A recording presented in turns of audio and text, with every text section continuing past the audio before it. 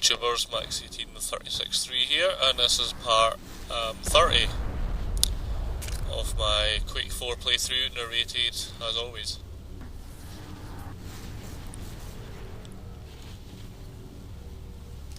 Must say Quake 4's taken a bit longer than I thought it would. I never thought I'd get to part 30.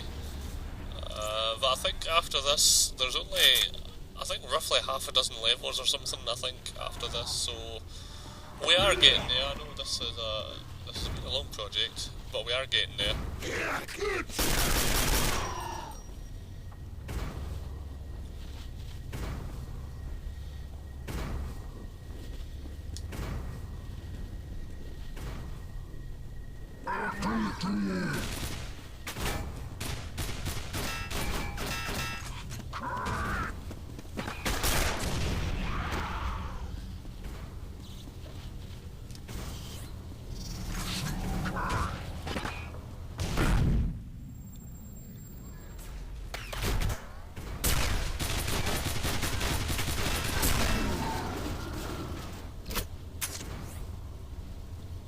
It's definitely quite a tricky level. This, I actually ended up taking quite a substantial amount of damage in this level.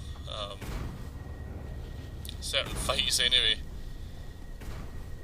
I definitely wasn't on my A game when I played this level.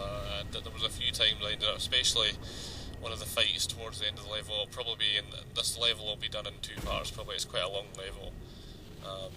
I just got totally raped by the stroke tactical squad at the end, but that'll be in the next one. But I mean, there's a light tank or 2 in the level, there's berserkers, there's stroke tacticals, I think there's one gladiator, you know, those guys with the shields.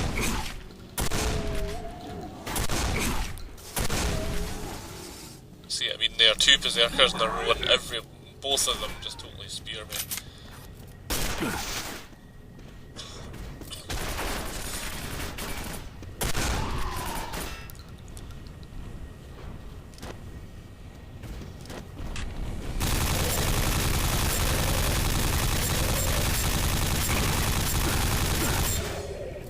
It didn't help that I actually backed myself into a corner there as well, because the light tank obviously just charges straight at you, and I backpedaled straight into a corner with nowhere to go.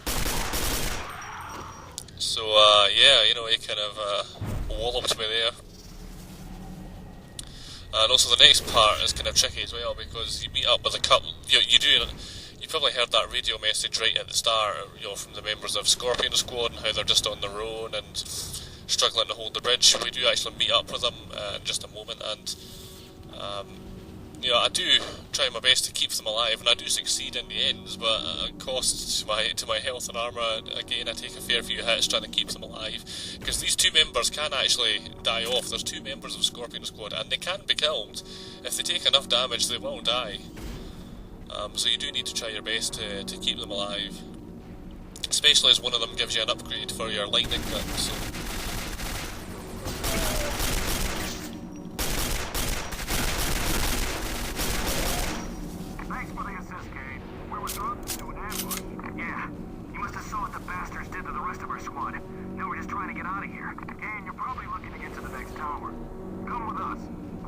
to secure the bridge control center. From there, you should be able to find a tram. You got it? That's all right under this hill hole. Shit! It's a strong transport! Look out!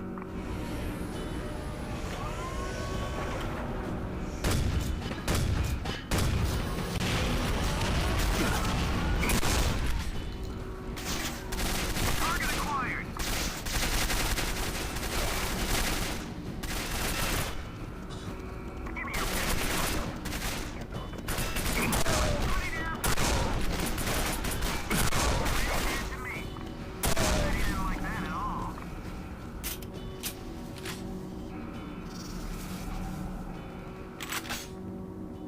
But yeah, as soon as that sort of ship comes in, you just want to try and get yourself down there. That's, to me, is probably not the best method, but if you want to make sure that Scorpion Squad stay alive, then the best method is to just press forward like I did there, and eliminate all the tacticals before they get a chance to get a foothold of the area, so to speak. And yes, it did mean I had to sacrifice a few hits, but and keep Scorpion Squad alive, because I'm pretty sure they can't be killed off. As far as I'm aware, it's only Rhino Squad members that are invincible, unless of course it's a scripted sequence. But when we return to the technician there, he gives you an upgrade for your lightning gun, which basically means that you can fire at multiple targets at the same time. I think the main target that you're aiming at still takes the bulk of the damage, but there'll be other bolts that come off as well. So you can fire at multiple targets at the same time, which is kind of handy, I suppose. And as I've said before, the lightning gun's not a weapon I use all that often, to be honest with you, but every little helps. Here, I scavenged this off a dead strog. It'll make your lightning gun damage multiple targets. Give it a try. Ready? Hit it!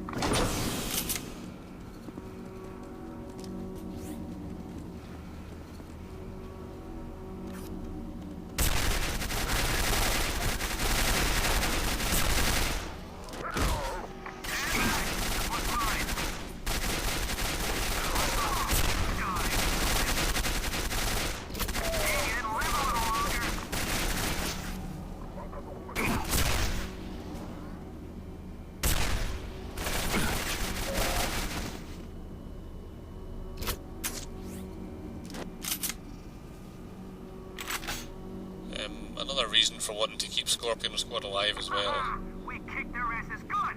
Okay, Kane, head upstairs and find a way to extend the bridge to the hub area. We'll stay here and guard your back. Is that I have noticed supplies can be a little sparse in this level at times. And by that I mean... There, finished. Now, I mean, armour. Because there was that vest right at the start of the level, and then that's kind of the last armoured vest that you come across until quite near the end of the game. You're just relying on these little groups of armour shards that you can see just on your screen there. You're kind of relying on that to get you by into the end of the level, and obviously the technician can fully repair your armour, but you have to keep him alive to do that, so that's another reason, incentive for keeping the Scorpion Squad alive as well. This room's a bugger, there's always two berserkers, so I tried to grenadier them, but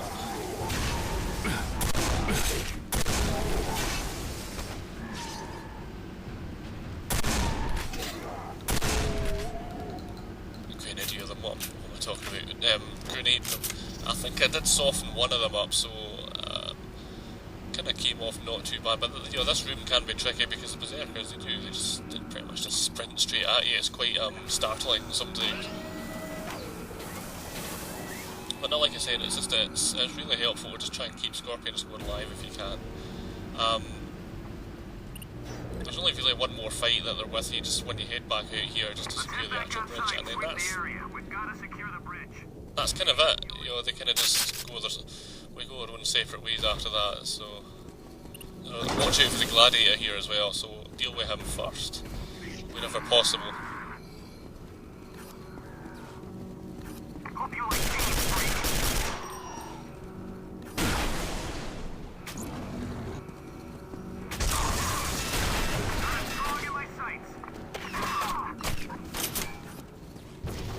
Thanks for the help, Kane. We've got orders to keep this bridge secured.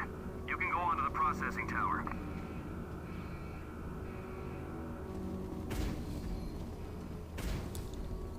And that was actually the dark matter gun that fired off there. As you can see, it took out that gladiator in one fell swoop, along with the other strog that was with him. So, yeah, dark matter gun is definitely a kick-ass weapon.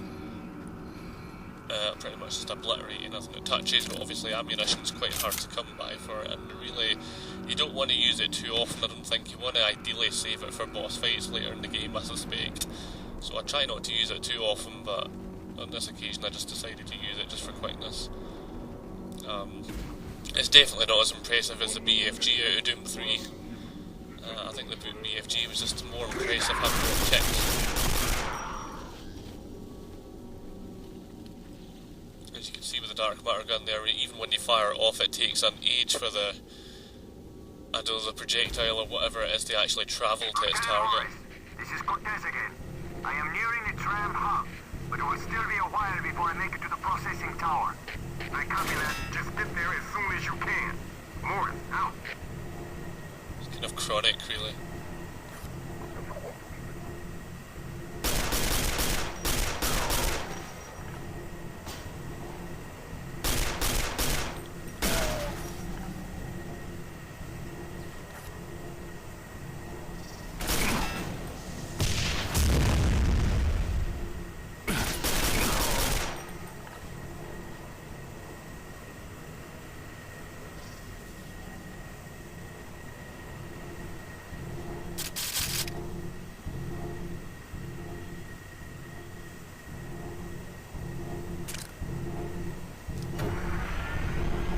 any ammo that you do find for this weapon tends to be kind of out of the way corners like this.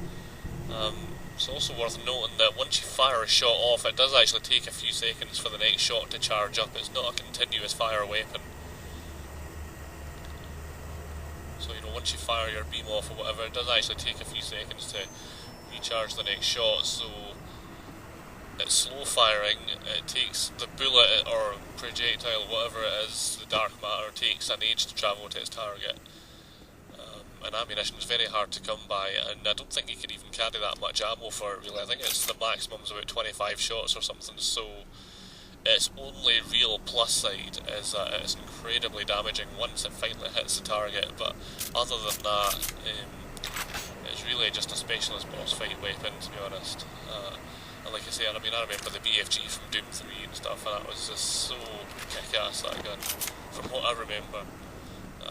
The dark matter's just not quite the same. It's maybe a slightly cooler name, marginally, but that's really all it's got going for it.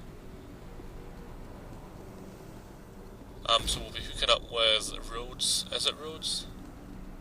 Cortez, I think it is. Sorry, my mistake. With Cortez just shortly.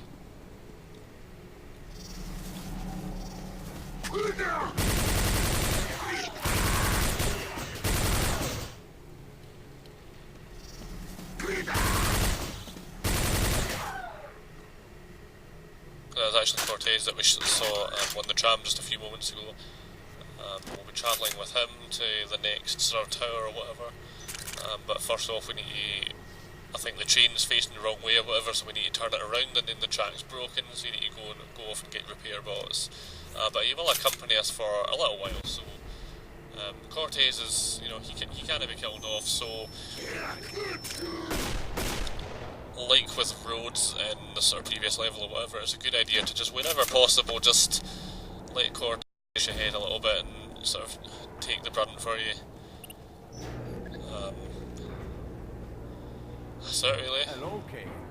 You're quite lucky I did not shoot you when I first had that strong face of yours in my crosshairs. But then, had I killed you, I would have lost the bet with Rhodes, and that would not do. I am on my way to the processing tower. Why don't you accompany me? But before we can proceed, this tram must be rotated in the proper direction. Audio seemed a bit thingy there. Well, that's kind of it from me.